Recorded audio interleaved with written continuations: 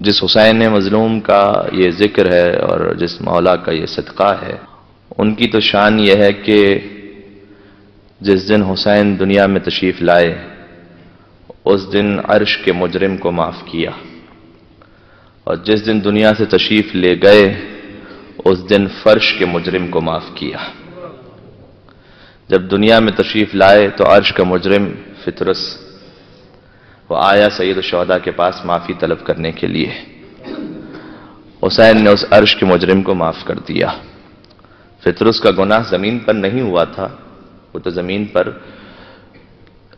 اس کا جو ڈومین تھا وہ تو زمین تھا ہی نہیں، وہ تو ملک تھا، اور اس کا گناہ آسمانوں پر تھا ترک اولا۔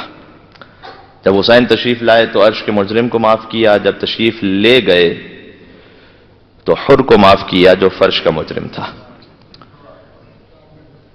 غور فرمائیے گا، ان کی تشریف آوری عرش کے مجرم کی بخشش کا سبب بن گئی، ان کا تشریف لے جانا فرش کے مجرم کی بخشش کا سبب بن گیا، اور ایسا سبب بن گیا۔ مجھے اس موقع پر مرحوم علامہ رشید ترابی صاحب علی اللہ مقامہ، ان کا ایک جملہ یاد آ رہا ہے کہ جو میرے موضوع سے بھی تعلق رکھتا ہے۔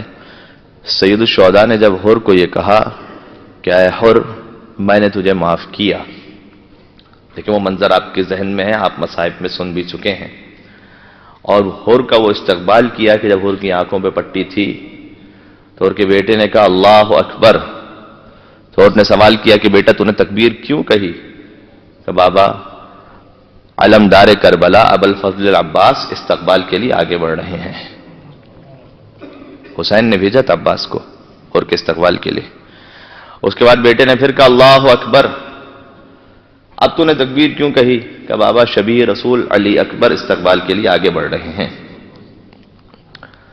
بہت اچھا اس منظر کو کسی شاعر نے بیان کیا ہے، فرمایا کہ حر کو لینے کے لیے غور کیجئے گا سید الشہداء کیا مقام عطا کرتے ہیں اس گناہگار کو جو سچے دل کے ساتھ توبہ کر کے حسین کی بارگاہ میں پلٹ آئے۔ اور حسین تو وہی حسین ہے، چاہے شہادت سے پہلے ہو شہادت کے بعد ہو، ان کا کرم ان کا فیض تو اسی انداز سے جاری ہے۔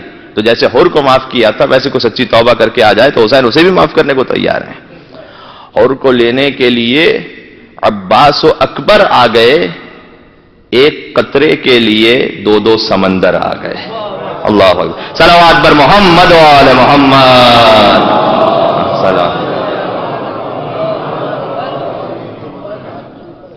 یہ معراج عطا کی اس گناہگار کو جو صدق دل کے ساتھ توبہ کر کے سید الشہداء کی خدمت میں پہنچا تھا۔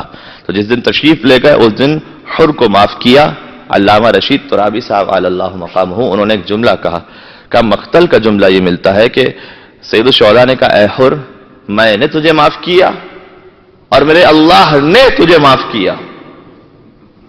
انہوں نے کہا کہ یہ مقتل کا تو جملہ ہے لیکن سید الشہداء کی عظیم منزل اور مرتبے کا بیان ہے اس مختصر سے جملے میں۔ کیوں؟ اگر کسی نے آپ کے ساتھ کوئی کوتاہی کی ہے تو اللہ نے آپ کو حق دیا کہ آپ اسے معاف کر دیجئے، ہر انسان کا حق ہے۔ آپ یہ تو کہہ سکتے ہیں کہ میں نے تجھے معاف کیا، کیا کسی انسان میں یہ جرأت ہے کہ آگے بڑھ کے یہ کہہ دے کہ میرے اللہ نے بھی تجھے معاف کر دیا؟ اللہ اکبر۔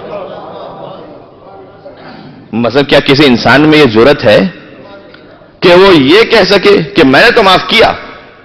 ہاں اتنا سب کہہ سکتے ہیں، لیکن اللہ نے معاف کیا اس کا علم نہ کسی کو ہے، نہ اتنی جرأت کوئی کر سکتا ہے کہ وہ یہ کہے کہ میں جانتا ہوں کہ میرے اللہ نے بھی تجھے معاف کیا۔ خدا کی قسم یہ جرأت فقط حسین ابن علی میں تھی۔ میں نے معاف کیا، پھر حسین نے آگے بڑھ کر کہا میرے رب نے بھی تجھے معاف کیا۔ حسین سمجھانا چاہتے تھے اگر رب تک پہنچنا چاہتے ہو تو واحد دروازہ حسین ابن علی ہے، یہیں سے رب کی معافی بھی یہیں سے ملے گی۔ حسین معاف کر دیں تو گویا رب نے معاف کر دیا۔ تو جب جملہ مکمل کروں، جب حسین دنیا میں تشریف لائے، غور کیجئے گا بہت توجہ رکھیے گا، عرش کے مجرم کو معاف کیا۔ فطرس آیا، واقعہ سب کو سنا ہوا، مجھے واپس نہیں پڑھنا اسے۔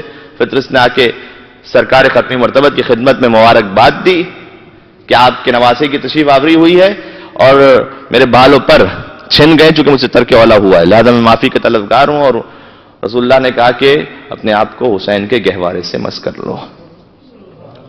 حسین سے نہیں، حسین کے گہوارے سے مس کر لو. اللہ اکبر، کاش میری بات پہنچے. حسین کے گہوارے سے مس کرو یعنی کیا مطلب؟ حسین ابھی دنیا میں تشریف لائیں، چند لمحے ہی تو ہوئے ہیں کہ گہوارے میں تشریف رکھتے ہیں. وہ گہوارہ جو کچھ دیر کے لیے حسین کو اپنی آغوش میں لے لے، اس گہوارے کا مقام یہ ہو جائے میرا ابو طالب 40 سال تک محمد کو اپنی آغوش میں لیے بیٹھا رہا ہے.